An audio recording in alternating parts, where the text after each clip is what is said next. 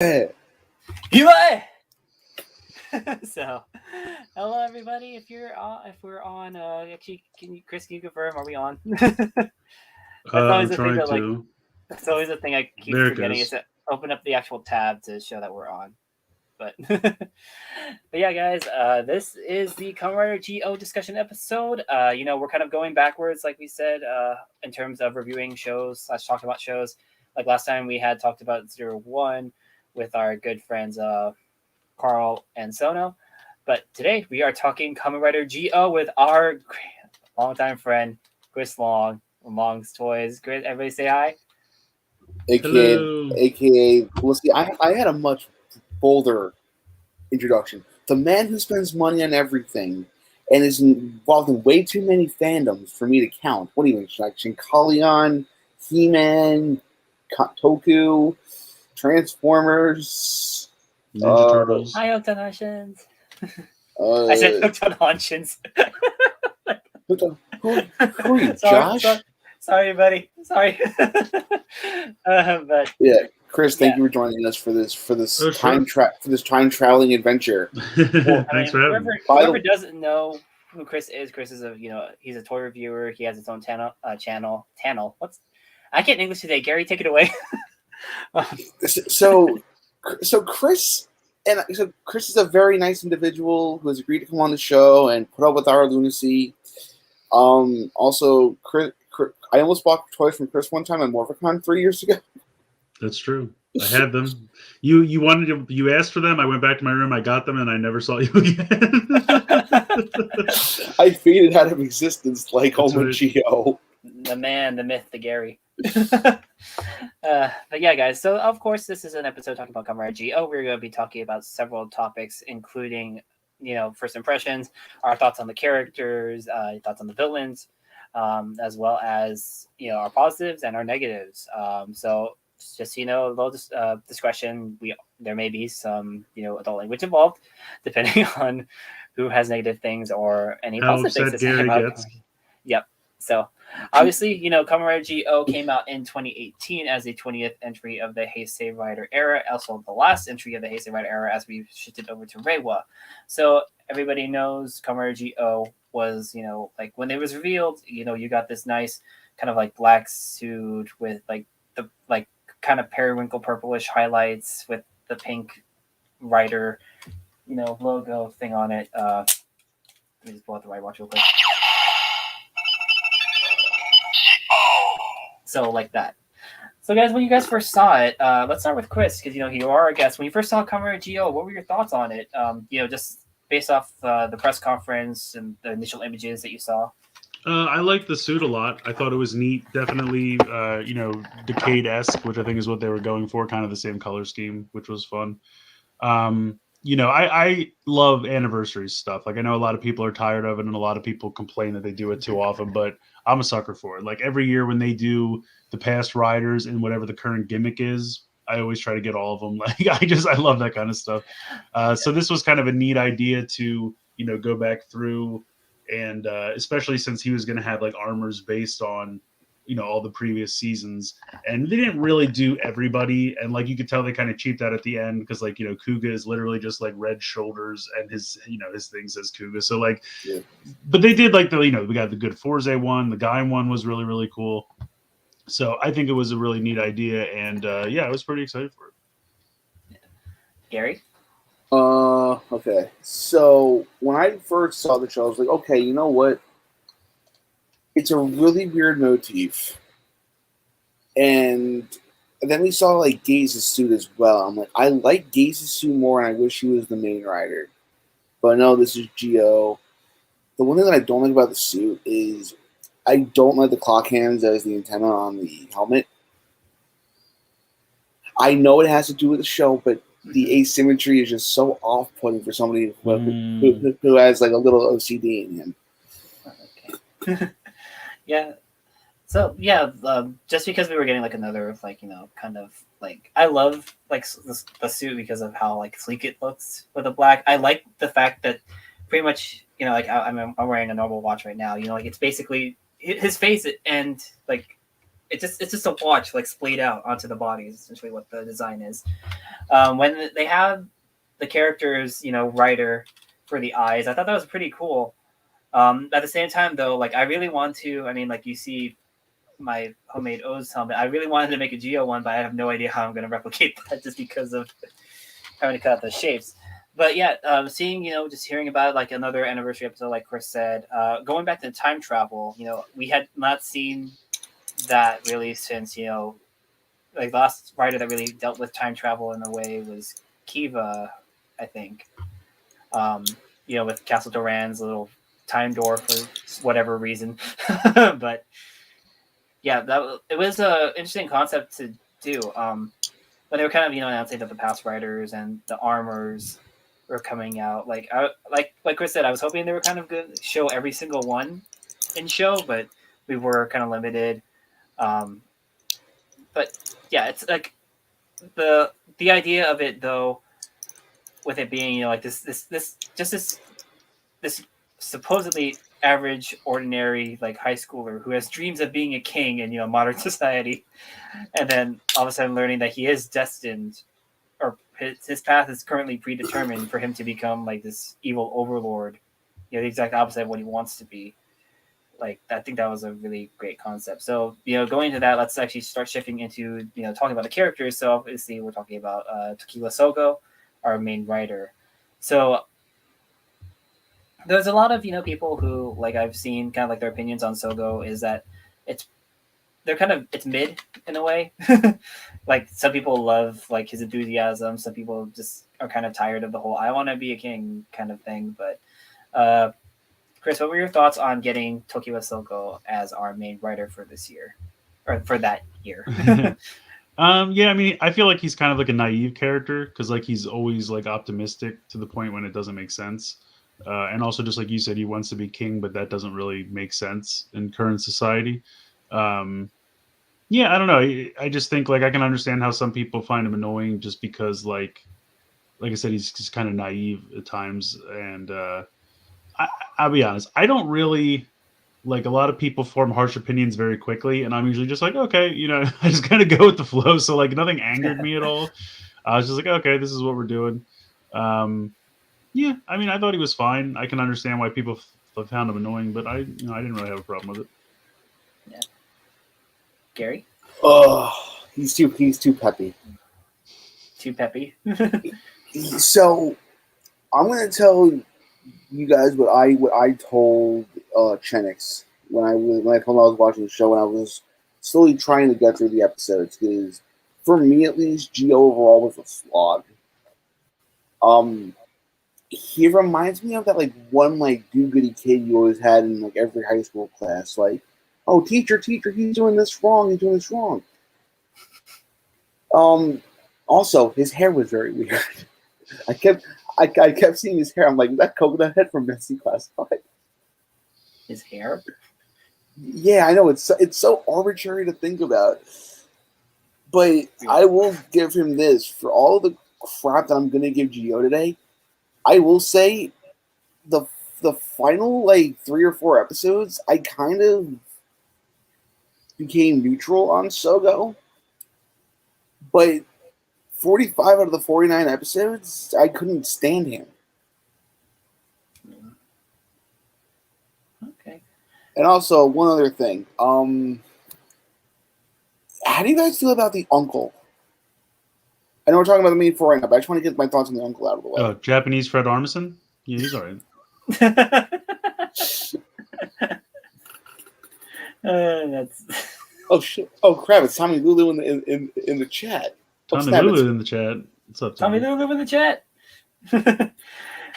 So yeah, my thoughts on Sogo. I think he's a pretty standard, kind of like a shonen hero. Like just the kid who is he has to grow in the series. Like I think that there were times where he's kind of learning that and like it kind of points out, especially like during the O's arc, when he encounters Dan Kuroto's or the Supreme God Dan Kuroto, that like he understands like just being empowered does not make you a king.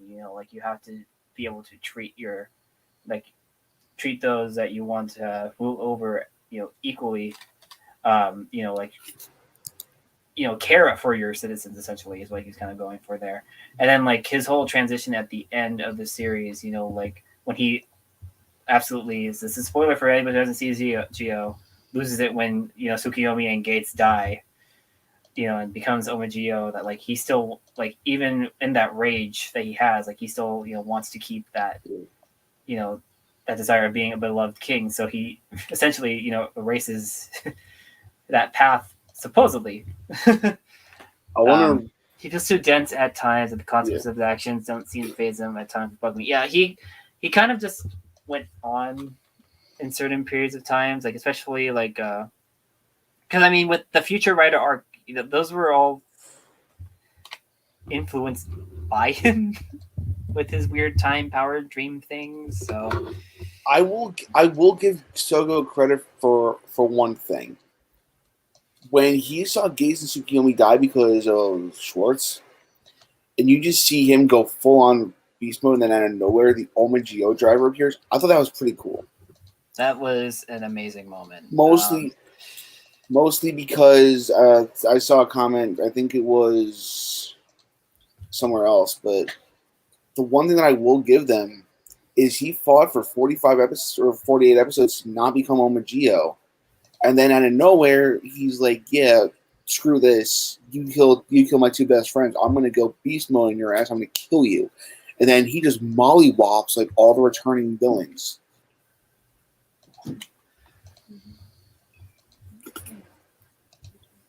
True. Okay, so obviously, oops, did not mean to press that. We'll talk about her later. I meant to pull out this one. We're going to be talking about our secondary rider, Kamen Rider. So Gates, of course, Gates Myokunin. I keep mispronouncing his last name, but Gates is essentially one of those citizens from, like, essentially not citizens, but like kind of a freedom fighter from 2068, where Sogo has become, Omagio. And he travels back in time with Tsukiyomi, and his idea is to let's assassinate this guy before he can ever become evil. Tsukiyomi's kind of a bit hesitant on that, but like Gates is our secondary rider. He's primarily red, like Gary said, and we get to see kind of his journey from, because most of the secondary riders we see nowadays, they start off as antagonistic from the start. Yeah. And, or they begrudgingly become partners, or there's some that they're friends, and then there's some sort of conflict, stuff like that. Gates right off the bat is like, I want to kill this guy. Can we just get it over with? But then we see his journey of eventually becoming a friend of Soko's, like actually caring for this man, or the eventual man that will ruin his future and everything. So guys, what are your thoughts on Gates? Chris, do you mind if I start this off? Go for it. He's too arrogant for his own good. I do understand, like, in the beginning he was like, oh my, I'm only here to kill you, and then I'm gonna go back to my time or cease to exist because whole grandfather temple paradox kind of BS, wibbly wobbly timey wimey. I still don't care for Gates as a secondary rider. I do like his upgrade. The revive form, I believe it's called. Revival go to two. I don't have the wide watch, so yeah. I will say I'll say that, and also over the course of the series, he also accepted Woz, and when he accepted Woz as an ally, I was like very happy because Woz is his best character, and I'll gush over him in a couple of minutes. What I will say is though, his voice, like when I first heard Gaze talk, I thought of Robin from the Teen Titans. It sounds like Scott Menville. And it's off-putting to me. Chris and I are both like, do we need to rewatch clips and listen to this and verify? But other than that, though, there really wasn't that much complicated backstory with... Actually, was there any kind of backstory for Gaze to begin with? I'd have to rewatch, because I think that...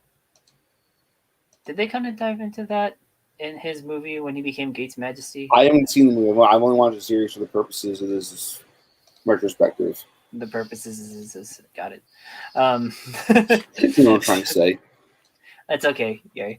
Okay, let's see. Peacemaker says, wish they were more into him. They were more into him. They wish they went into more of him and the others, since they were all a part of the same assistant group and Woz was the commander. Yeah, that would have been good if they had a little bit more history, because like it seemed that because they were so heavily focused on like doing the arcs with the returning writers, that pretty much Gates and Tsukiyomi kind of were more shifted to like the back end of things. Like Woz became more prominent. I'm pretty sure like Woz is essentially a fan favorite, but we'll get to Woz when we get to Woz. I mean, yeah. So Chris, what are your thoughts on Gates? I thought he was fine. Like I said, I like the suit. Excuse me.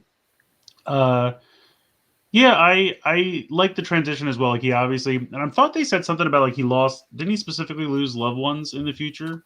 I think Like so. Umagio killed his parents, but maybe I made that up, but something like that. And so he has a reason to hate this man, and then he comes back in time and kind of just, he's so different from what he probably expected to run into. Like he's not a tyrant; he's just like a naive young kid, and he wants to be friends with everybody. And so you see that transition over time, where in spite of knowing what he becomes, instead of just trying to destroy him, maybe he thinks he can change him or change him from the path, and he comes to kind of like the guy. So I thought that was kind of a neat dynamic, just because Hi, buddy. he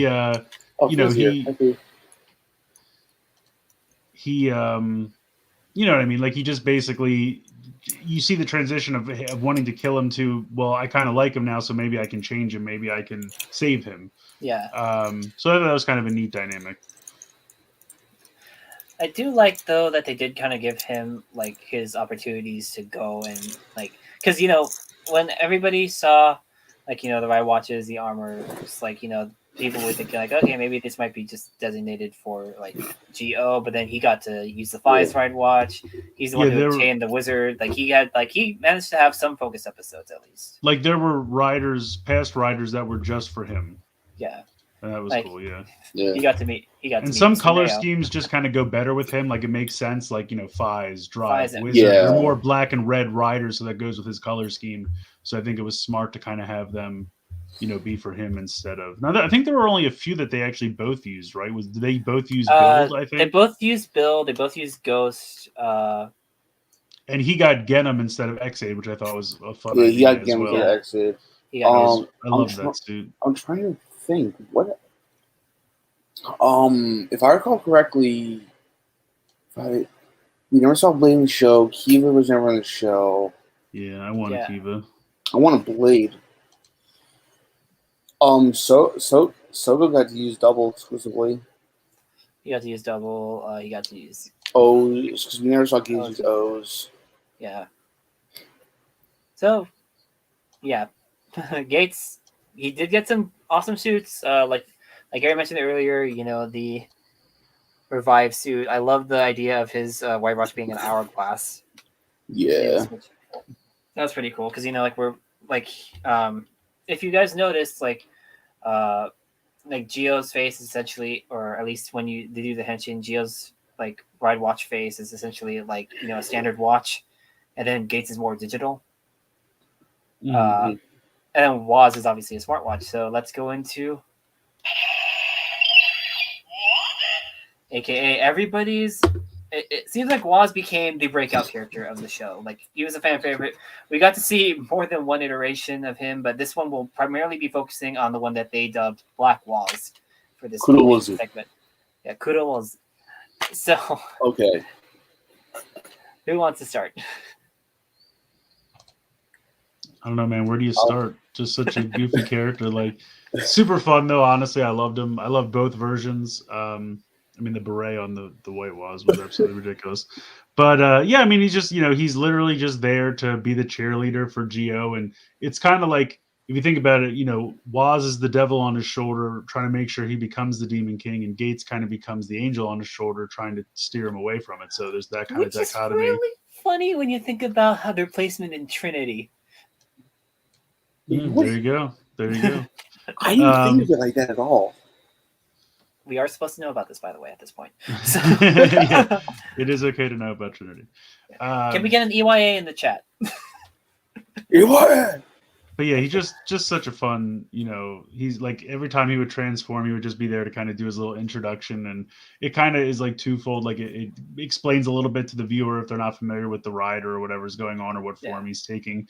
But it's also just kind of a fun, goofy break from the action for him to just kind of be, ridiculous and everything like that. So my favorite is one of the movies. I can't remember what it was, but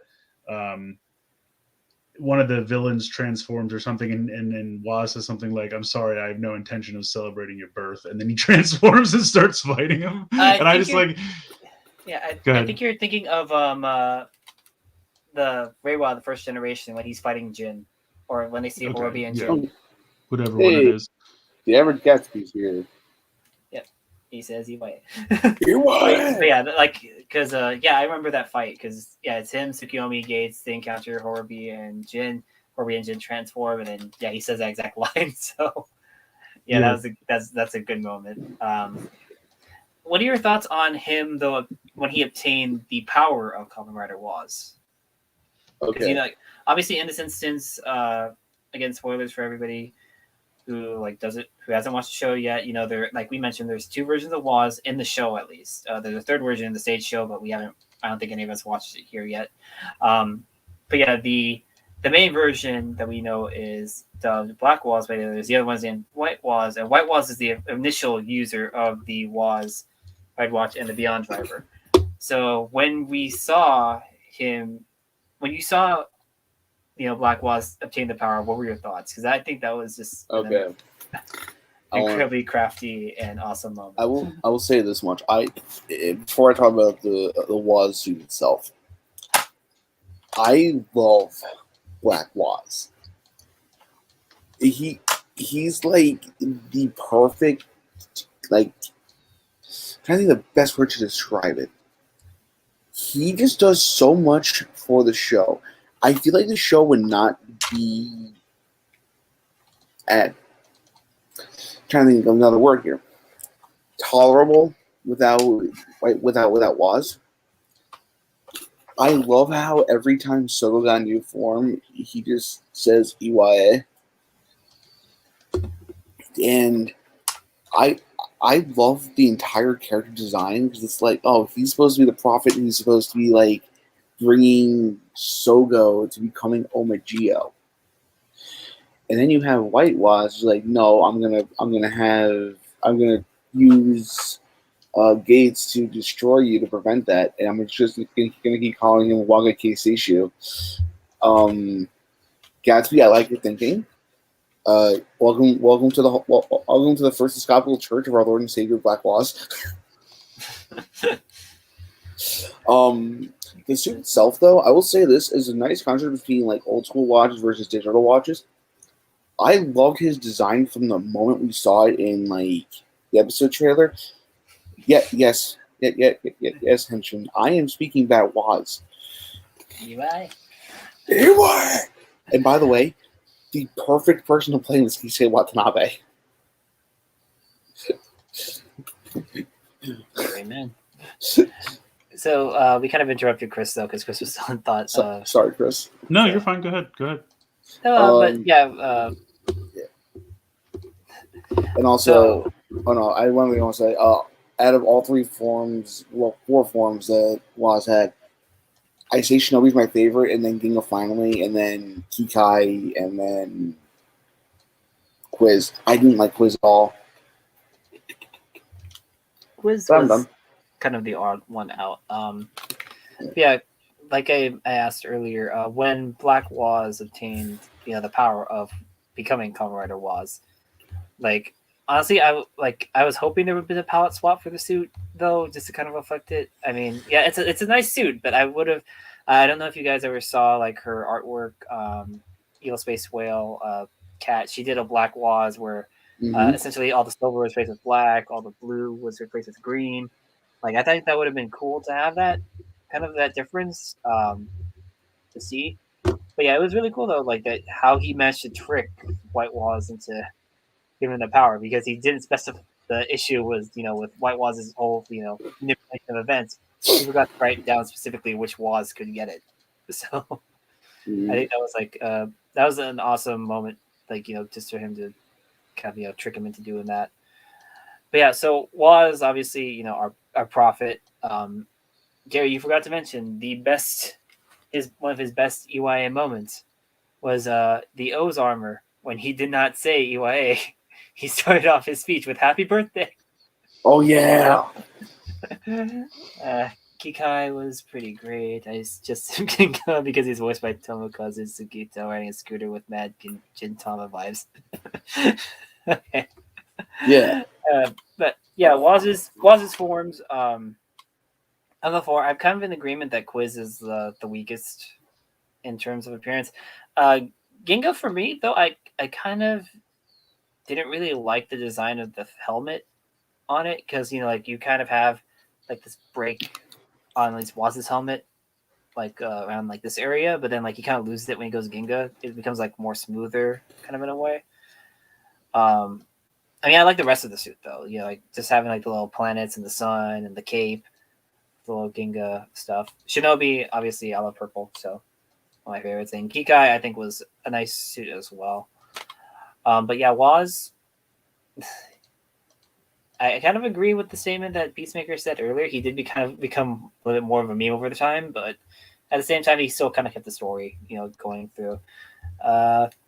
He says, I like when Skasa called out Waz when he was about to do the announcement for Geo Decade. Yes. Taking the book. So, yeah. And, well, we have one last member of the main quartet. I pressed her wide watch earlier, but, that's... This is a spoiler, by the way, because she doesn't actually get this until the second to last episode. So Tsukiyomi is our heroine for the series. Not supposed to, a lot of times I see people say oh yeah, they're the heroine, they're gonna be the love interest for the character. No, she's not. She's essentially the neutral part. She's the middle party. She's kind of what the setup is right now for this. Chris has a lot of positive things. He's the Geo for the episode. Gary has a lot of negative things. He is the Gates of the episode. I'm the Tsukiyomi because I'm the neutral. So she's essentially there to be kind of Gates handler, in a way, and also to observe Soko. She's the more mysterious of the group, I guess, in a way. There's also a lot of questions about Waz, but at least with the primary trio of them three, she was the one that had the most, her backstory was the most questionable to the other characters. Okay, yeah, you're one of the freedom fighters in this era, but where did you come from? And she kind of had no idea. And then, we eventually find out that she's actually related to the villains of the show. The Time Jackers. She was originally supposed to be, I guess, in Schwartz's family, who is surprisingly her older brother. I would have thought that it would have been more because he looks, because of his appearance, I thought he would have been more the usurper uncle kind of deal. She was supposed to lead the Time Jackers, or at least that race of individuals who can stop time. Because as the show goes on, she eventually learns that she has those powers. Again, this is a spoiler. I'm sorry for anybody who hasn't watched Geo yet, but she finds out about that, and then second last episode, she kind of, she gains her own ride watch, her own Jiku driver, and she becomes Kamen Rider Tsukuyomi with the most Sailor Moon-esque transformation sequence sound. Yomi Tsukuyomi. But it's just the whole her kind of her thought of Japanese Jimmy Fallon. Are you talking about the uncle, or are we talking about Waz? I think he's talking about Schwartz. Schwartz? But yeah, Tsukuyomi, she I felt like until they got to the point where they talked about her abilities and who she actually Schwartz. So yeah, I think until they got to her abilities, she was kind of more pushed into the background compared to the other two of the main trio. But yeah, Chris, what were your thoughts on Tsukuyomi? She's an interesting character. Like you said, she's kind of there to almost referee between the other two. like you said, they kind of keep her past shrouded in mystery, and then they kind of start to leak out her using like the time powers and kind of self-defense and like as a reaction, kind of in what's what I'm looking instinct. That's what I'm looking for. Yeah. So that's kind of neat. And then you start to build the mystery around her. Now, from what I remember, the other two time jackers were really time jackers, right? Schwartz gave them powers; they were just normal people. Yeah. So like, it's him and his family that have the powers. So I guess she had amnesia or something. And then eventually she starts to remember everything. And then I did like that they gave her a suit. I wish they would have had more time with the suit. I think it would have been cool if maybe like the last 10 episodes she had it instead of just the last 2. Yeah. I completely understand why she didn't have it from the beginning because, again, you're trying to build that mystery and then there's a reveal at the end. But I felt like they could have given her more time. But yeah, I thought, like I said, yeah, exactly. But I like the suit. I thought it looked really cool. Always happy to see more female riders. Yeah, I thought she was good. Gary? I have a question for Peacemaker. What is your favorite tribute episode? We'll get to this later when we talk about the returning actors too. But I believe it or not, I'm with Chris. I liked Tsukiyomi.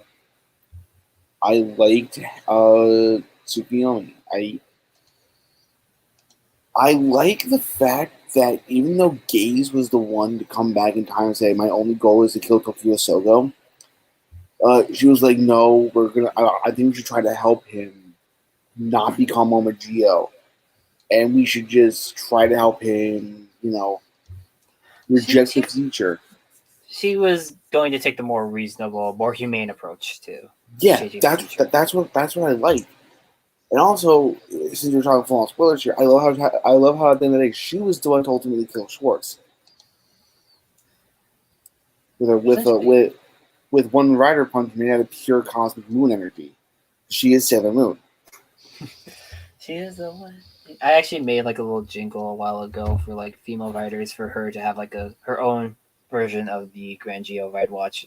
It's like Queen Tsukiyomi. So, well. We'll talk about that at that time. But yeah, so of course those are our main 4. Now let's kind of bleed into the villains. As we mentioned earlier, Schwartz, the leader of the Time Jackers. Tsukiyomi's like in the end. Her real name is Alpina, by the way. Like I guess it's a brand of watch because like that's what you kind of get like with Time Jackers is that all their names are kind of like time/watch themed. So we have Schwartz, we have and we have Aura. That trio, like Chris mentioned earlier, that I believe if I recall correctly, like he gave them their power. He gave the other 2 their powers. Yeah. What were your thoughts on what were your thoughts on them? Because they each had their own kind of method of creating the Another Riders. Another Riders we're going to talk about after these 3. But yeah, what do you guys think about the trio? Chris, you go first. All right. I don't know the the little guy. Excuse me. Sure. He had like the giant shoes, and like his outfit just made me think of like Sora from Kingdom Hearts with the giant shoes. He was all right. They had that weird like bead thing across his face, which I thought was distracting. Every time I look at him, I just see that like strand of thread with the beads on it. But I mean, he was all right. He was obviously younger. He's a little bit more emotional about things. And then you kind of have the opposite with, and what's the girl's name? Aura. She was a lot more calm, just kind of calculating, seemed like a little bit more, not evil, that seems too strong, but just kind of like, you know what I mean? More, I don't know what word I want to use, but. Just kind of like a little more manipulative. Yeah, that's a good way to put it, I guess. Especially with like what happened during the. Certainly not as emotional as the younger guy. So, I thought she was fun. Schwartz obviously was kind of the most over the top and doing crazy stuff.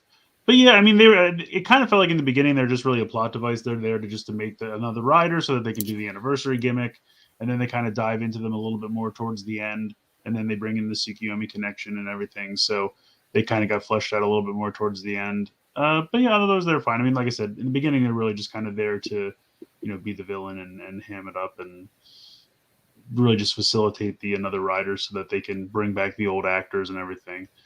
I mean, they were, certainly not the worst, certainly not the best. Gary? I am on all three Hijackers. Yeah, Peacemaker just took the words out of my mouth. Hero and Aura really didn't do all that much to advance the story. I felt like they were literally just pawns for Schwartz. I will say this much though regarding Schwartz. Schwartz is a fantastic villain because he didn't give two shits about Hora or Hyor. He was just like, you guys are my pawns. This is all I'm going to use you guys to further my own goals. And the thing that got me was the Time Jackers didn't really feel that threatening until after Schwartz got the another decade ride watch. He was like, oh, now he's actually going to start doing things with like 5-6 episodes till the end. Yeah, because I mean, if I recall correctly, like there was like those alternate timeline, like those alternate scenarios, or like that one alternate scenario though with another Kikai when they made, or another Kikai. Like Yeah. I think that was like incredibly messed up on Schwartz's part. That's where you kind of got that that vibe that I don't really care about these two. Like they're just kind of my own pawn thing. And then do I recall this correctly? Didn't Aura like kind of mercy kill her? Or like she kind of like betrayed him, but it was really more of a mercy kill. I think so actually. I really don't. I don't remember. I'll trust. I just remember Aura killing her. I just don't recall like what happened exactly when that happened. I just remember like seeing them like, what the hell are you doing, lady? That's like literally your only ally to protect you from this. Schwartz definitely horrible for that. Yeah. I mean, here's the thing. Yeah, to quote what Peacemaker said, he did murder a bunch of the parents and Soga, and also he was the whole reason why another Geo happened. But what I will say is I love the whole conventional naming scheme for the Time Jackers. Mm-hmm. Because they're all based on like different ways to say the word hour. And then there's Schwartz who's just like, I don't know what Schwartz is supposed to be in German. I think isn't Schwartz black? Maybe. Hold on a second. I think it might also be a brand of watch. I think is also like, yeah. Because like that's what like Tsukiyomi Alpina is supposed to be. Tsukuyomi Alpina. No, like her real name is supposed to be Alpina, but they named her Schwartz. Yeah, it typically means Schwartz means black. Mm. Let me see. Is there a? I think that though they were kind of going for like a brand or something. No, that's a spice brand. FAO Schwartz, Failed Toy Company. That's what they're going for. Okay. But yeah, so our three main villains, they were kind of, I mean, and then if we're going back into the villain field, we did have White Woz, the alternate Woz from a timeline where Gates is supposed to be the savior, but in reality, it's more of just he's manipulating events just to kind of maintain his existence. We do get to see him return though, a little bit later on, when he somehow also brings back Eternal, which was like, we'll talk about him in the segment about the returning characters. But yeah, White Woz, you guys kind of mentioned him a bit earlier. Unique character. I like his ability to kind of manipulate things just with his little tablet. But yeah, dude needs to be specific. That's basically was his weakness. I'm not specific enough to say that I get to keep my power. Like, yeah, you said like it's essentially like the loophole of like Thor's hammer. Whoever is worthy shall wield the power of Thor. Like, so that's where he messed up there. But yeah, we'll kind of transition over into the idea of the Another Riders. These are our monsters of the week. We did get like they don't really have foot soldiers, do they? Like it's just they really only fought the Another Rider. Yeah. So like I don't remember. So, they kind of, it looked like they were about to go in order, and then they kind of went all over the place, which, going back to the other riders. So, we got Build first, then we got Xaid. So, you guys, kind of your thoughts on those another riders. Like, what was your, favorite design? What was your least favorite design? Which another rider you wish kind of made more of an appearance besides being summoned by another Zi-O? Like, what was your thoughts on the other riders?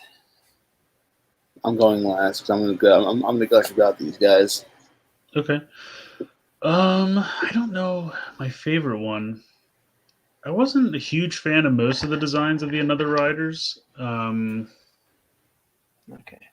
I mean, I get it, like they're like distorted versions of the original, but that makes me just want to look at the original. Let's see. Well, I'm trying to even remember what most of these look like. The guy one was kind of neat. Forze wasn't bad. And then like the Forze turned into the Fies one, which was I thought was like 4 or 5 was kind of a funny, like he evolved like from 4 to 5. I thought that was kind of funny. I don't know. I'm blanking on a lot of the designs. I'll pull them up, or at least just kind of the head portion of them, if I can figure out how to work my mouse. What's a mouse? So the other riders, these are all. Oh, here you go. So obviously we have the big CGI monster, another Kuga. We also have the big CGI monster, another Ichigo, in the Reiwa first generation. So Kuga, Agito, Yuki, Ryuga, Fies, Blade, Hibiki, Kabuto, Deno, Kiva, Decay, Double, O's, Forze, Wizard, Gaim, Drive, Ghost, Xaid, Build, Zi-O. Deno was kind of cool with the crazy long eyes. That was kind of neat. Yeah, so I think it was more to invoke because Ogre and Oni are kind of like synonymous to something. So I think he was trying to evoke more of the Ogre appearance. Yeah, another Akito. I like how that was kind of one of the funny things about it was that they actually decided to just straight up use another Agito as another Agito. So it's already right there. It's done for you. The Gaim one's probably my favorite, if I had to guess. I do like that these kind of invoke the SIC figures kind of in a way. I wish that they did make these in 1/12 scale, so we can actually make figure art size. I know that they made them in Soto, but I want to have my guys fight those guys. And they only did like half of them in Soto, I think. Don't remind me. That stinks. Yeah. But yeah, I like the idea that they had though for they made Ryuga the main focus for the. It wasn't really a Ryuki episode though because Sogo ended up using GO2 to beat it, and then eventually they did that whole special with the 13 Ryuki riders and they just essentially repainted him into Yuki. It's pretty cool. In terms of the character wise, the arcs, we have some of them that are kind of spoiler. So I think we'll talk about them though in returning character, but I mean you can probably tell which one is my favorite. Which one is my favorite? I have a sneaky suspicion. Yeah, it's the transition from Forze to Fies. But he molded the Forze suit to become Fies. I liked that idea though, because them traveling back in time and implanting these another ride watches into specific people, that whole thought of oh yeah, I may have that power, but it's starting to run out. I need more. Kind of that whole addictive thing. That's why I think it would have been cool if we saw another rider that had that kind of same withdrawal symptoms or kind of shifted from one rider to the other. I like that idea though of them essentially just using the same undersuit. And, it sheds off and it's it's Fies.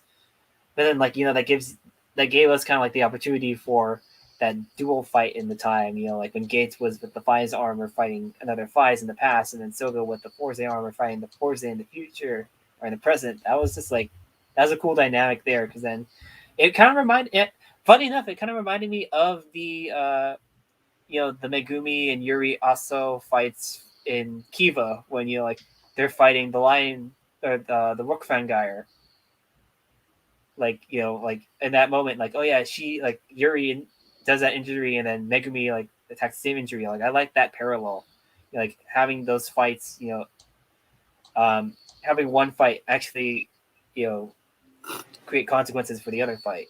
That like that, the duality of those fights essentially. Uh, but yeah, well, of these, he was like the only real reoccurring one, which was another Geo.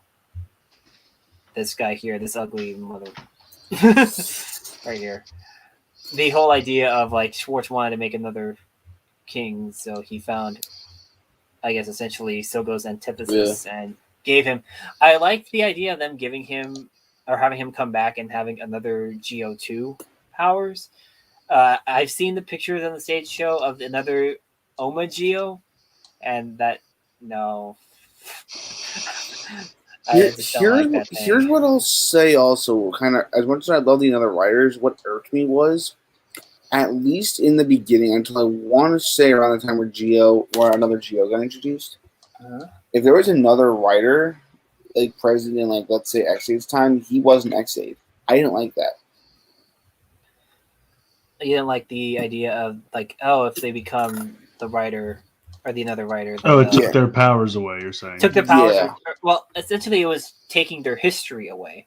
Mm-hmm. Because remember when they went to when the first instance of build, like Sento, like he wasn't, what's darn it, why am I blanking on his original name? He wasn't him. Like he was just some guy named Sento, and like he and Banjo were both big fans of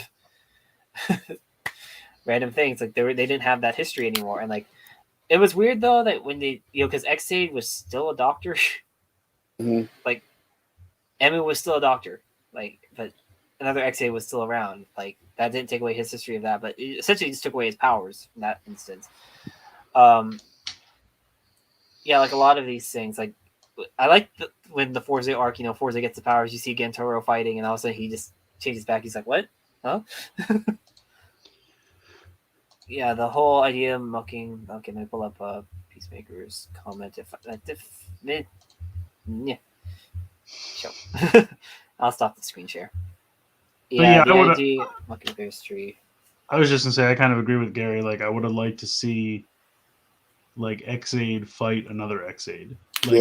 Like it would have been fun. I think a more fun way to do it would have been they created this parallel, another rider, and like you need the powers of that rider to destroy it, which is what they did. But like instead of them just giving the ride watch to Sogo, have them come back, have them transform, fight for a while, and then give the watch to him, just because it's fun to see old suits and that kind of stuff. Okay. And I didn't really need it to be like they could have done something more like instead of one canceling out the other, maybe the two of them can exist at the same time for a while, and then maybe it would start to cause like a temporal storm or something, and they had to quick eliminate the other one before it would mess up something permanently or something like that.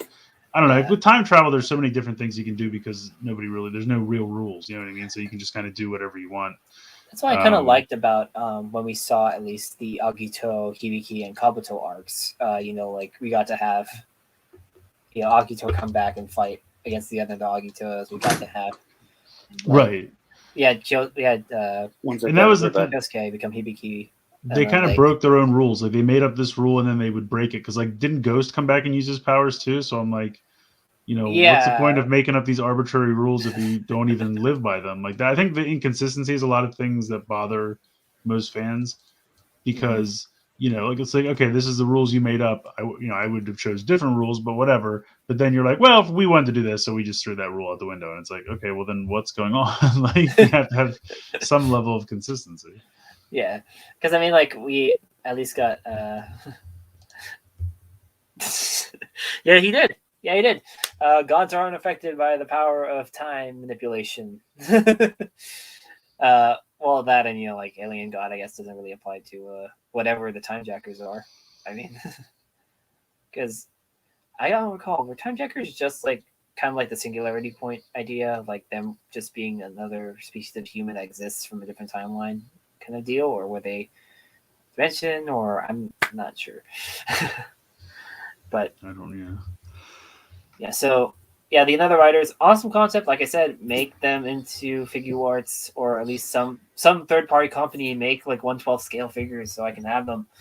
Especially, I will buy them all. Yeah. I don't. If they're like $25-$30, I'll buy them all. Sorry, I had to take care of something. What did I miss? So we were just talking about more Another Riders. I will say this much We though. were talking about the as Chris wrote, that they broke their own rules on the Another Riders, like that whole concept. Yeah, I mean, I just love how we didn't see another Kuga in the show because movie exclusive. I know, but No, CGI budget. Didn't we see him in an episode when another GO2 like summoned him, and then like they all had to fight in the forest? Like he was just like the biggest guy, and he got like I think either destroyed immediately, or he was like the last one destroyed or something. I don't think so. I kind of remember seeing him again, but I honestly don't remember. It's very possible, but that CGI thing was weird. Yeah, I understand wanting to do something special because he was the first one, but I don't know. I feel like they could have, because in the movie when he absorbs the kid and becomes the ultimate, I think that would have made more sense to make that the giant CGI monster at that point instead of okay, yeah, they did for the another GO2 stuff. Okay, so yeah, he did come back. But yeah, I think that if they had kept the giant CGI monster thing to when he became the ultimate version of it, when he absorbed the kid, then that would make more sense instead of just having him be the giant monster the entire time. That would have been really cool to see. The other Ichigo thing, I guess, like, because I didn't post this picture, but I think that his appearance being the giant CGI monster kind of fits in a way, because like, oh, it's the granddaddy of all Kamen Riders. He has to be the biggest. But yeah, so we've talked about the villains. We talked about our main characters. We talked about the other riders. Let's kind of get into the idea of the recurring characters. So, as this was an anniversary series, we got to see a lot of returning characters. If it wasn't the main rider, it was at least somebody that was close to the main rider in a way, like either the secondary or some like supporting character that happened to do it. But, like, one of the ones that really pissed me off though was the fact that for the movie, when we're supposed to get doubles powers rather than like Shotaro, Philip, or even Akiko coming and giving the watch, it's this random ramen seller from Futo that happens to give Sogo the ride watch. Like, what the heck? Why you couldn't really spring for even Akiko's actress? That would have been a cool like little nod to do, but I mean, from what I read, they bring back Terui's actor in the Gaze Majesty movie. Yeah, Terui comes back in Gaze Majesty. Like Terui, Date, and Saka, I think, also comes back. Because I guess they're the easiest of the secondary riders to get a hold of. But yeah, so and obviously, very first episode, we get our very first returning actors. We get Sento and Banjo. We have the best boys coming in from Build. Yes. Philip was slated to come back, but was too busy, so Woz ended up doing his bit for the movie. Okay, so he was doing the whole Kaya library research. Makes sense. For I am the true researcher. So I'll start this off by saying I liked the majority of the other returning actors. We'll get more into this later, but I think my favorite of the two is of the ones that came back, other than Banjo and Senja and Sento, because I am a fan of Build. I think it actually was the Blade arc, because Blade's one of my favorite riders, and to see a proper happy conclusion to the story of Kenzaki and Hajime made my heart happy. PC Generations Forever is more Den tribute than other Kuga or double tribute. What is it? Yeah, I can kind of see that, mostly because they brought back Ryotaro, and Takeru Sato was like, yeah, I'm actually free. The Blade arc was intense, especially since it was the first intro to the form we're not supposed to know about. I think the only real letdown as far as like returning actor slash the tribute arcs was the Ryuki one. Because they got Ryuga back, and I like Takamasa Suga as an actor. Like, I've seen like the first 10 episodes of Ryuki. But I feel like they could have gotten the guy who played Ren to come back for the show, which I know they did the spin-off for like 3 or 4 episodes. A Rider Time special. Other than that, my only other real complaint, if I'm being 100% honest, I wish Tsukasa and Kaido got to do more. That's my only real complaint. And also, my favorite another rider design is Blade, because it looks like a rhino. And let's be real here, that was awesome. All right, Chris, what are your thoughts on the returning actors for the show? Like, was there anybody that was like missing that you wanted to really see? Was there anybody that like you were really happy to see? Like, what were your thoughts? I'm sorry. Can you say that again? I was asking. I thought I heard something weird and it just pulled my attention. I apologize. Oh, you're fine. So I was like asking, of the returning actors, like who was your favorite to see? Was there anybody that you really were hoping to see come back? I mean, obviously Gaim was awesome. I think it made sense. Like, it was easier to get the more recent actors. That's why they put Build right away and Xaid, because they're still around because it's only been a year or two. Someone I would have really liked to see.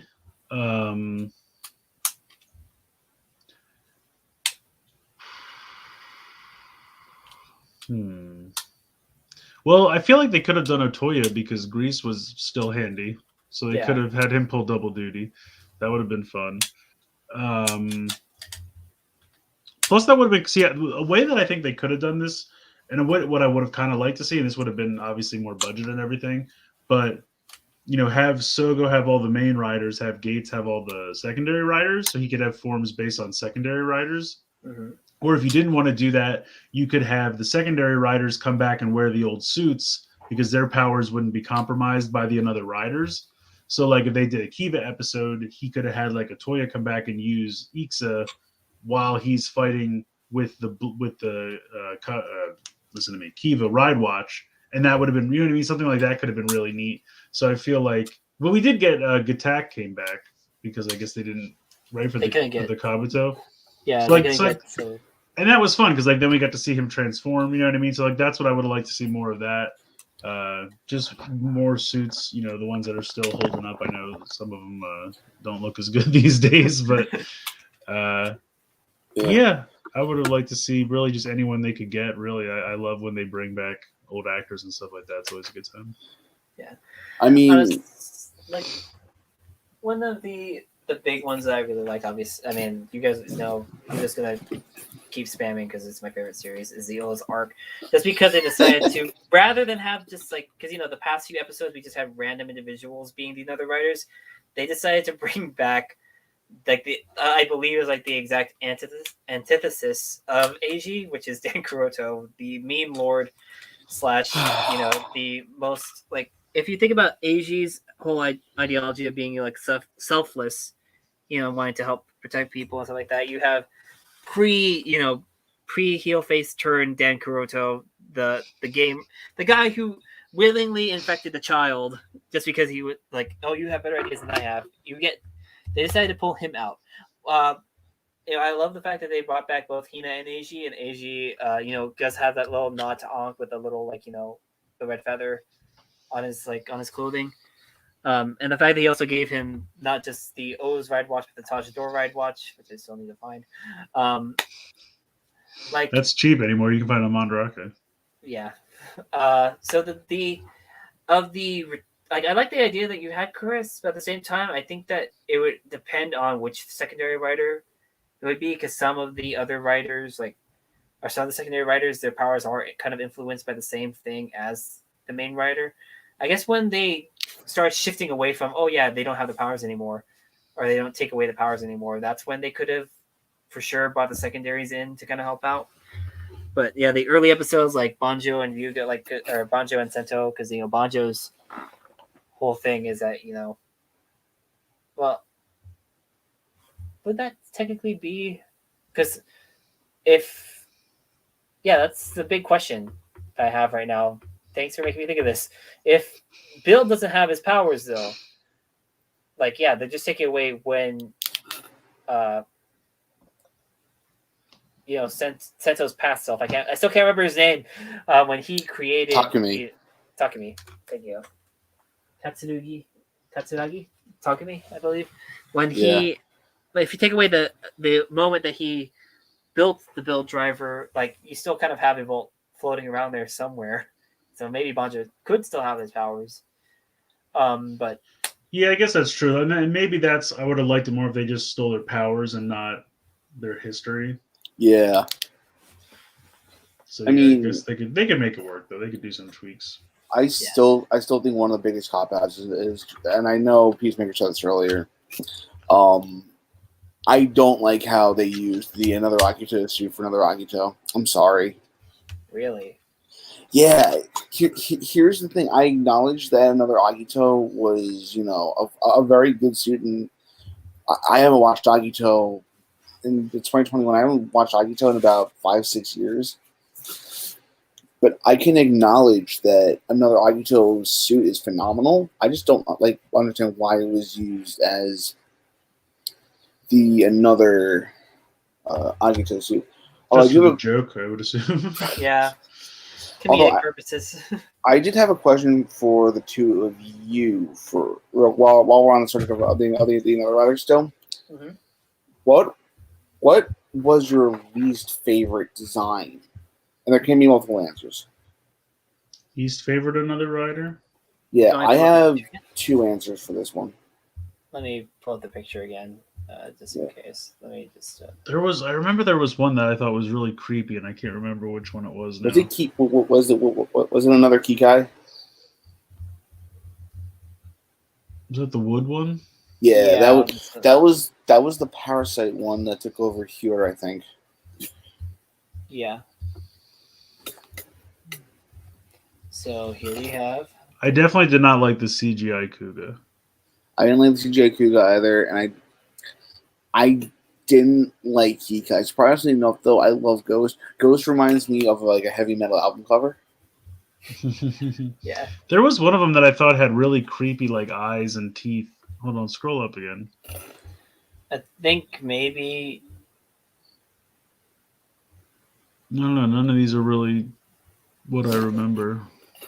I just love how another DK just has these giant horns on the side of his head. I really like Kiva's head. I think with the stained glass window stuff. Yeah, I think that looks really cool. Yeah, Peacemaker says Blade, because I know another Blade had these very almost photorealistic kind of eyes. Well, Blade looks like a hermit crab because he's got a seashell on top of his head.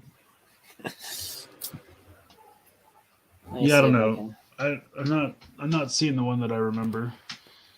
I can't remember exactly what it was. I just remember this really creepy, the eyes, because I remember when I was doing all the Another Ride Watch reviews. Maybe it was Zi-O. I don't remember. Kabuto looks pretty good. I love By the way, I will say this also about another Kabuto. Go On Gold's actor has not aged at all. Yeah. Yep. I'm not a huge fan of Decade either. If you're thinking, I'd probably see the Saber. I forgot there was another Saber. Thanks, guys. This is creepy to me. I love that suit, and I love how his sword has a giant buzzsaw on the hilt. Look at those eyes. Yeah, the eyes are creepy. Give me a high-end figure of that suit, Bandai, you cowards. I will pay for it. Nah, they've moved on. They're done with that. Yeah, they're still making that, but it's all about giant stampy things now. Can't be thanked. It's still the You ordered weirdest that? gimmick I've ever seen. Weird. Oh wait, hold on. There's a comment from earlier that I want to highlight. Hold on a second. This is from. It's not really another writer though. Okay, yeah, Revise is gonna join you dry.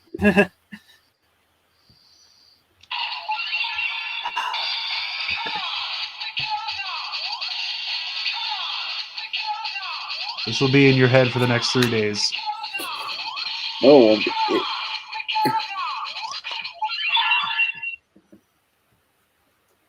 Chris, I actually have a question about the stamps real quick. Okay. How big are they compared to, like, let's say, a full bottle or a ride watch? I would say probably around the same height of a full bottle, but definitely has more junk in the trunk. A ride watch, I would say ride watch probably a little smaller. Mm. Maybe not a Woz one. Maybe the same size as a Woz one. Yeah, because I was thinking to myself, at least one of the cool things that they're doing with the revised toy line is they're not shoving like 10 million stamps down your throat in the first quarter like they did with Saber. Yeah, they're probably about 4 inches tall. Oh, actually, okay. I have a ruler right here. Let's just measure it. A ruler, huh? I am the ruler of time. Yeah, I would say it's about 4 inches tall. These little vinyls. It's the size of. But yeah, guys. So let's go ahead and not quite sure what else to talk about, but we do have some. We do have some comments from other people. Let me just go ahead and share the screen again. Fan questions. Fan questions / fan comments. We did kind of answer the very first one though, but we already talked about the other writers. But yeah, from Gatsby. From Gatsby. Decade Season 2 was pretty mid. Gates catches a lot of undeserved shit. And that's true. We didn't even talk about Decade coming back. Yeah. Oh, yeah. So, okay, let's go back to that then. So, yeah, we did manage to get... Sorry about that, Gatsby. We know you're still watching. But yeah, we did manage to get 2 specific characters that were pretty recurring. They, were returning actors, which were Tsukasa Kaguya and Taiki Kaito, aka Kamen Rider Decade and the end. So we got to see those 2 again. Both of them, obviously, and also, especially Kaito. Kaito dyed his hair, and they got their own versions of new devices, like the Neo Deca Driver and the Neo DN Driver. The Neo Deca Driver being able to allow Tsukasa to access all 20 Kamen Riders rather than just the original 10, and then DN was able to access whatever card he got his hands on. So their involvement coming back in, what do you guys think? I loved it. I'm always here for Decade. Bring him back forever. When they, and again, spoilers if anyone hasn't seen it, but that Geo Decade little crossovers they did, where they like finally killed him off, and I was just like, this is the stupidest way to kill off this character that's been around for like 20 years. And like, I mean, not really 20 years, but whatever. It's been at least 10, 15 at this point.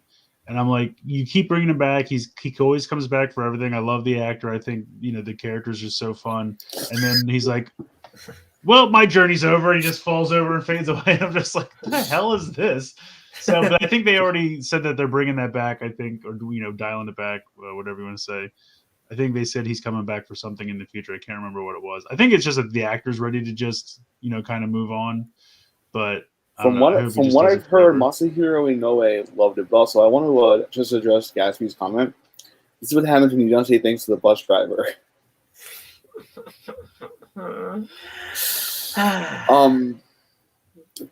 Like Chris said, just Masahiro Inoue, I love you. You were my first Japanese Kamen Rider that I ever watched. And you are just like amazing. I don't remember the name of the gentleman who plays Daiki, but he's awesome too. But since we're talking about Tani, I think. He loves. Peacemaker says he loves to come back. He even references his role at the Garo press conference, going, this is the world of Garo. But because I was also actually on the phone with my friend, I'm trying to make plans for the night before the hurricane hits. I wanted to just real quick talk about some of the other returning actors from Zi-O, if I may. Sure. Right, Okay. go for it. Cool. I love how they brought. Now, keep on. I haven't seen Drive at all. Minus like the first episode and a half. But I can appreciate Chase coming back and him being plagued by the memories of him being friends with Drive and Mock.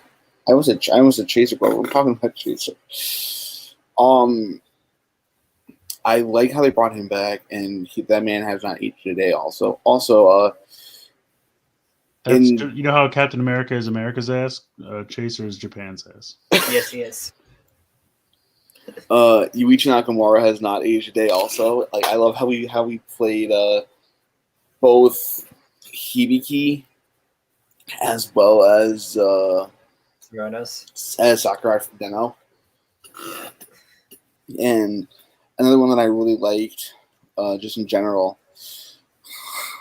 Takamasa Suga, because Takamasa Suga is awesome. And they got to bring back the original voice cast for Deno. It's a voice cast. It's easy to kind of, if they're not if they're available, they can do it. They don't have to appear in person. So that's fair, but also the fact that they got back Shu Watanabe, they got Hina's actress. It's been years since I've seen those, and I have Wikipedia open. Hold on a second. They brought back Mari. Why do they have to bring back Kusaka? Why? The whole idea of history being changed. I know, but it's Kusaka. I don't know who that is. Kaisa. Kaisa. 913, stand by. And the last thing that American comes out all the time. Yeah, it makes sense. They've been in like a crap ton of movies. What I will say is also though, I love how if they couldn't get an actor to come back, they had like somebody don their OG, like their old suit, like costumes from the show from like the waist down, and they never showed the face. Yeah, like with the Forze, like I mentioned earlier, you see him from the back, and then like with Wizard, like when we got Beast, you just see Haruto's hand go through a portal, take a donut, that kind of thing. I just wish though that for Forge, like we had the teacher come back, Otsuki-san. Then the two kids from Megamax are right. No, Megamax though was Ultimatum. Ultimatum. Yeah, I don't think I've seen that. The one, those Esper kids that were that had conflict with Inazuman. And I think so. I think that was Ultimatum. But what I was going to say also is I would have loved to have seen like Jake come back or Yuki, now she's in the cult. Nadeshiko was in there too? Yeah. Did she play? I think she played Rukia in Bleach. She Rukia? Or was she Orihime? No, I think she was. Because I know that Yusei was supposed to be Uryu. And of course, Sakura Sato's Ichigo Kurosaki. But anyway, that's enough for me gushing about returning riders. DK and Kaito, please come back. Yeah, it was honestly great. I love the fact that they made the Neo Deca driver. The Neo DN driver, I get what they were going with for the color scheme. It's supposed to be like, oh yeah, we made magenta for the Neo Deca driver, so we'll make this cyan. But you have to make the whole gun cyan. You could have just made a couple accents on it, a little more cyan. I'll say this much also. I really wish that I could have afforded to get the Neo Deca driver. I have the 20th anniversary DN driver now. And every time I go on Mandarake or eBay trying to find the Neo DN, I'm just like, it's too much money. And then I want to buy the CSM driver because reasons. And then I'm just like, I can just live vicariously through Chris Long. He buys everything. It's true. I do have both of them. And I have reviews up on my channel. Enjoy. And has your wallet sued you yet for criminal malpractice? No, my wallet is under my control. Anyway, yeah. So let's go. So we talked about the turn characters. Let's go back to the user comments. Well, yeah, Gatsby. The other half of your comment, we kind of already talked about the another writer design sub story. So let's move on to the next comment. Sharing screen. Activate. Okay, from Kate Mike 4, he says Soko's final episode transformation into the very thing he'd been trying to avoid all season was heartbreaking on one hand and chilling on the other, resulting in what was very likely the most one-sided final fight in Rider history. Yes, on the final fight part. That was It's Sports took zero chance as soon as he went Omen Geo. yeah, it's like I said, he just went full on beast mode and just killed everybody. If I can zoom in on comments, just to Magnify. Magnify. Oh, whoops. Oh, we read a comment. So let's go on to Peacemaker 2448. The Octo arc was pretty good and wish was a standard for the series rather than the exception. Otherwise, I don't have a lot of nice things to say about what is my pick for the worst fighting series. Oh man. Ooh. I mean, he's not wrong. I like what they did with the Agito arc as well. They brought back Shoichi, and he was able to henshin. And we got to see Double Trinity. So Zi-O Trinity or Geo Trinity and actually, that's Trinity. I actually had a question about Grand Geo that I never asked earlier. Oh yeah, we didn't talk about Sogo's forms. Yeah, let's read the last comment and then we'll talk about Geo's forms. So last one is from Bokusatsu. Geo is a mixed bag. I see what they are going for, but there are other things in the series that I didn't like. I like when people say it's the worst writer series. I don't think it's a fair thing to say. I think it's a weak writer series, but not the worst. I don't think that anything is really the worst. It's just there's things that they could improve on.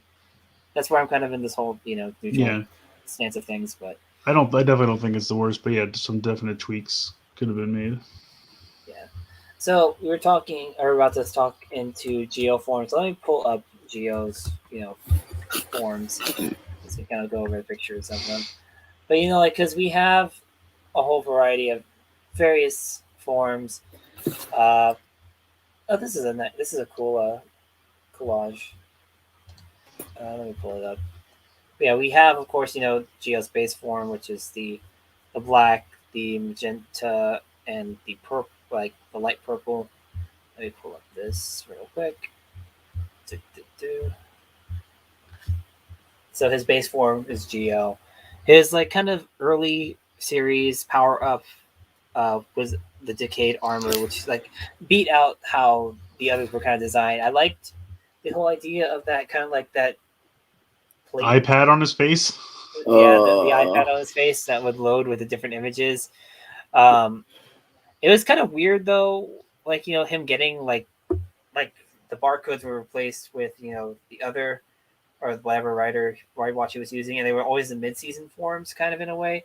Except, so you had with Ghost, you got the Grateful armor underneath. With Oz, you got the Tajador armor underneath. Bill was sparkling, so it was weird. Then we had Geo 2, which he got after meeting his mirror form or his mirror self, and this is when his path started to kind of go towards the Omen Geo path, which is what they kind of wanted to go against. And then we have Peacemaker says, I wish Trinity and Grand swapped episodes since Trinity is a huge throwback to Deno Climax form. Yes, but at the same time, well, that would have been, I think it, yeah, they could have done that. Where Trinity's debut was in, the Deno episode. But at the same time, I think it kind of still works being in the Blade episode, because didn't another Blade absorb the powers of Blade and Callus at that point? So, spoiler, she had enough power to essentially outpower Geo 2 at that point. Mm-hmm. That's why Geo Trinity was needed. But yeah, I get the whole idea of it, kind of being a throwback to Deno Climax form with, Gates, Woz, and Soko all sharing that same body. and having individual control. That's what I kind of love about this form is that Woz, he keeps going UIA with his arm. So, like, it's a very unique design, of course, with the whole Gio's face slides down, and then, yeah, the Joker powers, yes, okay, yeah. And then we have Grand Gio, Kuga, Agito, Yuki, Bison, Blade, Hibiki, Kabata, no, Kibitake, W, Oz, Foze. You can do the song. Good job.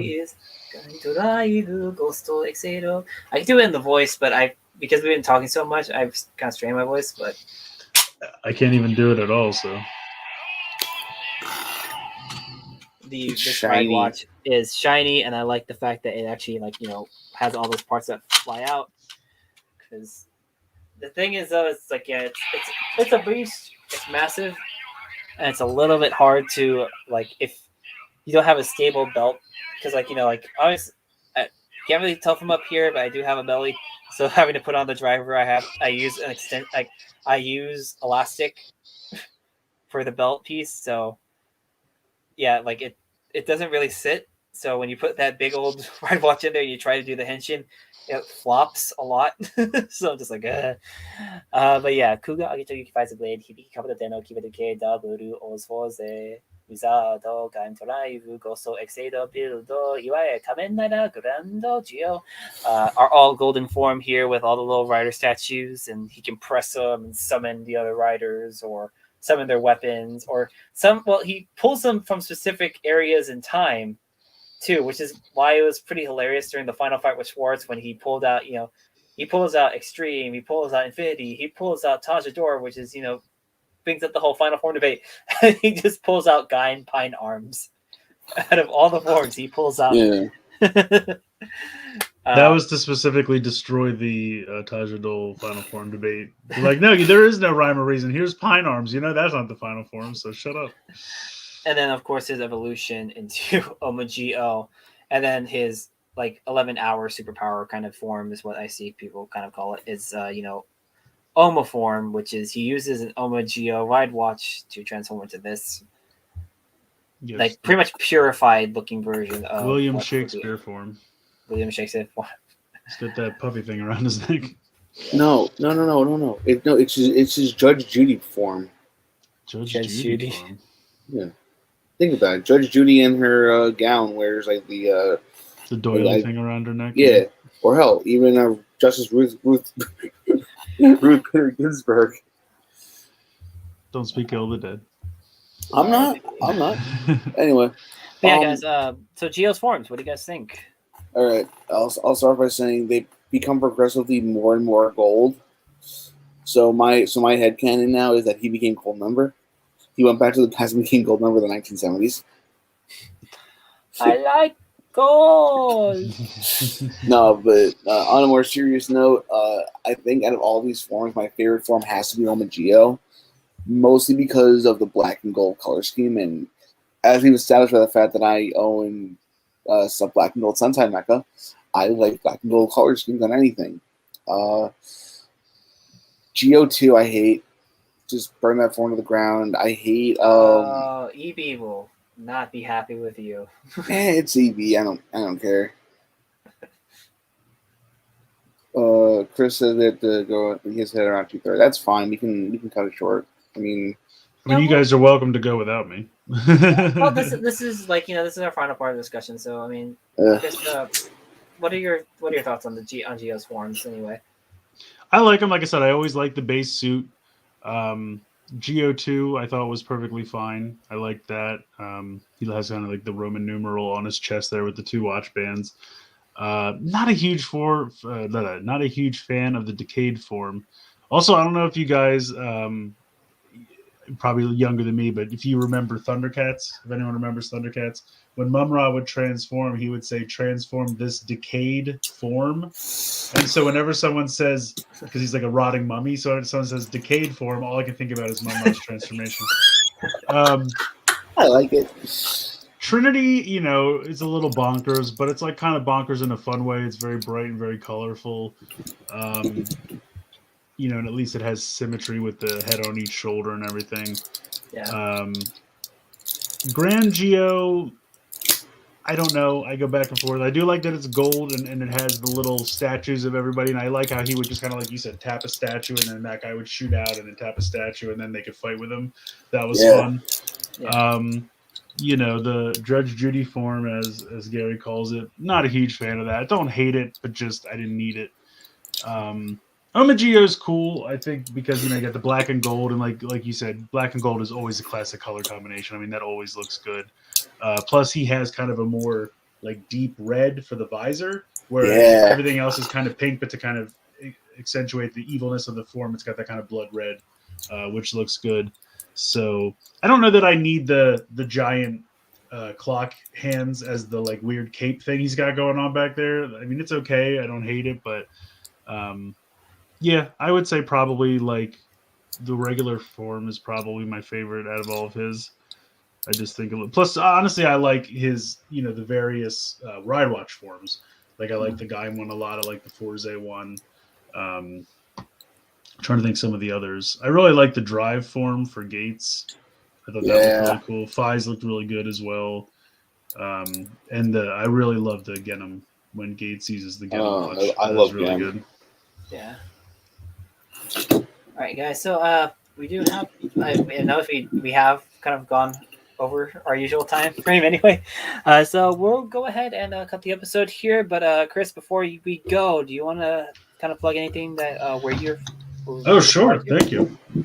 So obviously, toy reviews kind of my main thing. I have a YouTube channel. You can just search Long's Toys on YouTube. It's just youtube.com/LongsToys. I do all kinds of stuff like Gary mentioned. I do Toku stuff, so Rider, Ultraman, Sentai. I do some Power Rangers, mostly like Lightning Collection figures, Ninja Turtles, Transformers, Diaclone, Soto, Mini Pla, like just literally anything I think is cool. I buy all kinds of stuff, probably too much stuff. Star Wars Mission Fleet, I do sometimes Marvel Legends, all kinds, like literally just all kinds of stuff. So if you're looking for a one-stop shop with just all kinds of different toy reviews, check me out. I do a weekly podcast on Fridays at 10 p.m. Eastern, 7 p.m. Pacific called Geek Each Week. It's a live show, very similar to this kind of format on Fridays. And check us out. Did you have a question, Gary? Yeah, I have a question. When can you start reviewing Gundams? What kind of stuff? Namely, if they release new G Gundam kits, can I expect a review from you, sir? I do love G Gundam. I have a bunch of remember when Bandai did like the action figures back in the day? Bandai America, those were decent. I don't know. We'll see. The problem with model kits is it just takes so much longer to build them. So if anyone knows me, I have a stack of model kits probably this high off the floor. I would say like if you can picture like a 4x4 pallet, like I would say probably 4x4x4 cube of all kinds of stuff. Soto, Shoto, Gundam G frames I do from time to time. Digimon like figurized stuff. Do you have Gallantmon, the new one? No, I never watched that show. I have it. I still have to build like the last half of it. But yeah. I did the Omnimon because it's like amplified Omnimon and amplified War Greymon. And I have Black War Greymon and I have Metal Garurumon and I have Imperial Dramon. But I haven't built those last couple. And now I saw they're going back and doing like the normal version of Metal Garurumon and War Greymon. And I was like, if I had known that, I probably would have just bought, like I wouldn't have got the amplified ones. I would have just got those. But the amplified ones are pretty cool, honestly. Yeah. They do look good. So it's kind of funny, Gary. Like I guess it's the outside sunlight. Every once in a while, like the sun goes behind a cloud or something, and you look like you're in witness protection because it's just like your name and just complete shadow. Like they're going to distort your voice. Like, this is my one window in my room. We need to get you a ring light, Gary. Where am I going to put it in my room? My room is tiny. Just some kind of light. A ring light, dude. What do you do when it's dark outside? I'm not home normally, or I have a tiny little lamp. I leave my house. I have no lights in my house. When the sun goes down, I have to seek shelter elsewhere. I have this thing. Do you have a sundial? That'll work. Turn it on. There you go. Now, see, now you're under police interrogation. They're going to sweat it out under the lights. Tell us where they hid the money. So anyway, you guys, Yeah, guys. See, so you guys can find me usual places: GBakes93 on Twitter, GBakes Poetry on Instagram, GBakes93 on YouTube. I'm going to start doing some stuff there since football season's starting in like 2 weeks. Yeah, I didn't do it, I swear. My Twitter handle's there in my little name. Yeah. At Long83. It's the one thing. Yeah, I could not get Long's Toys on Twitter because someone had taken it years ago and the account's suspended and locked. So I can't have it. But like everything else, like Instagram, Facebook, Twitch, YouTube, it's all just Long's Toys. But Twitter's the one thing I couldn't get it. So his name is Klong83. Klong83. So C-Log83, essentially. But yeah, guys, thanks for watching as always. Chris, thank you for being on here. Thank you for having me. Thanks, Chris. No problem. problem. And real quick, before we do anything else, I have to give you guys a shout out. Bugz2Men. Genius. I love it. When Reggie first told me the name of the podcast, I was like, yes, that's well done. So, but yeah, guys, for our next episode, we're planning to have it be on September 4th, kind of be like the Forza anniversary episode because it is the 10th year anniversary coming up. But it really all depends because that is also Labor Day weekend. So if you guys don't see us there, we'll be coming back on the following week. So everybody, have a good rest of your day and thank you for watching. Peace out, Tribe Scouts. Bye. Where's the end broadcast button? There it is.